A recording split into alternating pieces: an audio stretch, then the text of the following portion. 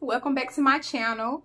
First of all, if you haven't subscribed, we're gonna take a pause and just give you a moment to go ahead and do that. Pause the video, subscribe to my channel. Thanks.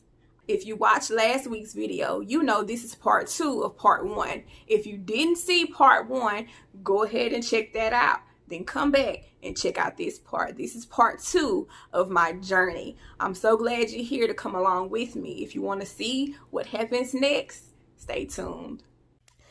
So guys, this is like the pre-night before the night before I get ready to take my practical exam. And so I'm packing my bag, which I already had it packed. I'm just repacking to make sure I have everything, make sure everything is neat. I have a cupboard in my kitchen, and I keep all my stuff under here. Like, I got a mini salon from where I was working in a salon. I just brought all my stuff when I moved. But anyway, I'm just rampaging through all this stuff and seeing what I have, what I don't have, and making sure I'm prepared. So what did you know? As I'm going through this bag, my worst fear is to cut my finger while I'm going through this exam. And I sat up here, came across a razor, and about sliced my tip of my finger off. So we're having to drive like 4 hours to where I'll be taking my exam. We're on the road, we're about halfway there. I'm so tired, but exam in the morning. I'll talk to y'all later. I am so tired, but we finally made it, getting checked into the room.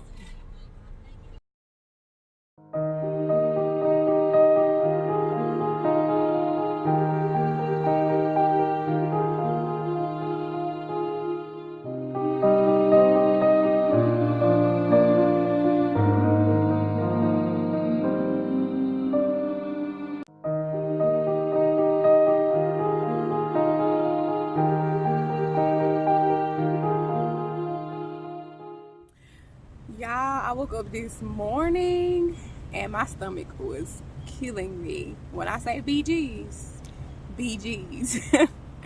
so nervous. Like, my anxiety, oh, it is a killer. It's a killer.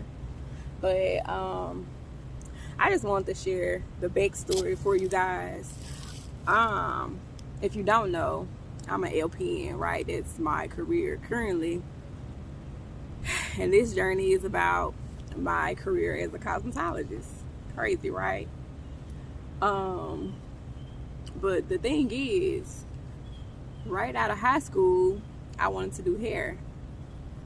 10 years ago, I wanted to go to cosmetology school, but I didn't feel like it was good enough.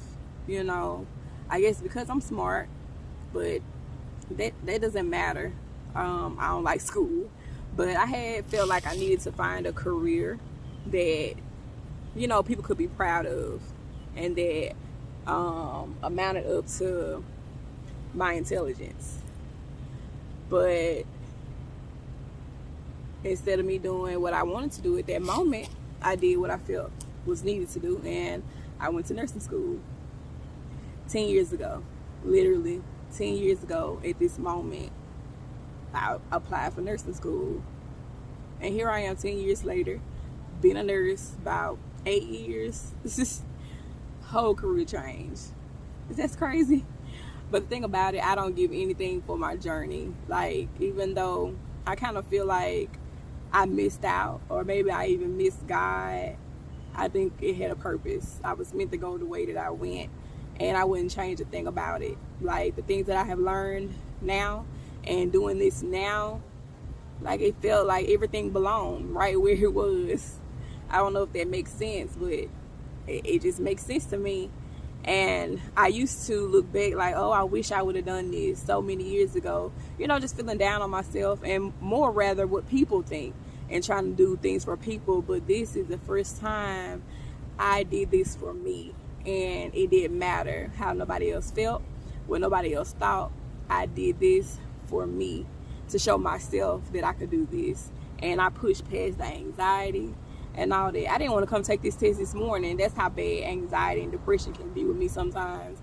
I didn't want to come do this morning, but this was my last resort. Like, I had no option. My testing was going to expire. It's going to expire October 19th. And I said to myself, it makes no sense. Like, for you have to have gone through all of that, gone through school, missed so much sleep. Literally days sometimes where I'm only getting 2 and 3 hours of sleep in a 24-hour period, sometimes if that. And I'm telling myself, you went through all that just to turn around and let this pass you by. You just not even gonna go take your test. Just not take it. So this is my last resort. I had to drive 5 hours almost in order to get here. Yeah, 5 hours, a little over 5 hours in order to take this test, because it was my only option. This is my last time to test. There is no other testing days before today. So if I don't pass today, I'm gonna have to go back to school. Because I let my anxiety and just how I feel and not wanting to fail, I let that keep me from doing what I needed to do. Whole year later, here I am just now getting these things done. And it was hard. And that's what happens when you don't plan, when you don't push forward, when you don't do what you're supposed to do. That's what happens. You end up in binds and having to do unnecessary things.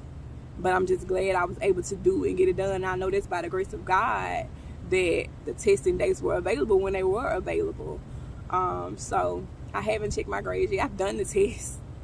And it wasn't easy. My nerves got the best of me. When I got here, the lady was cold and strict. And I'm like, oh, I'm scared, you know. But the test, it wasn't that strict. It wasn't that hard as far as like they're concerned. But, you know, your own nerves can mess you up. But I'm done. I haven't looked at my test yet. Waiting on my husband. And I'm going to open it with you guys. So I'm going to let you guys see when I see.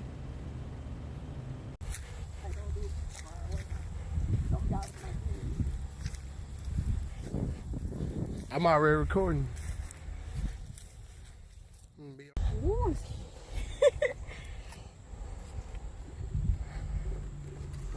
I passed. How you know? It's it right there. Now look at you. And you scared. Woo! I'm so glad it's over. I'm so glad it's over, Jesus. I'm still mad. I'm so mad at myself for being so scared. Like, But you got it over with. Yep. Big accomplishment. I'm happy. I'm so happy. Woo! You could think once that failed, I wouldn't be going back home. Well, I don't know where you go. Because I was going back home.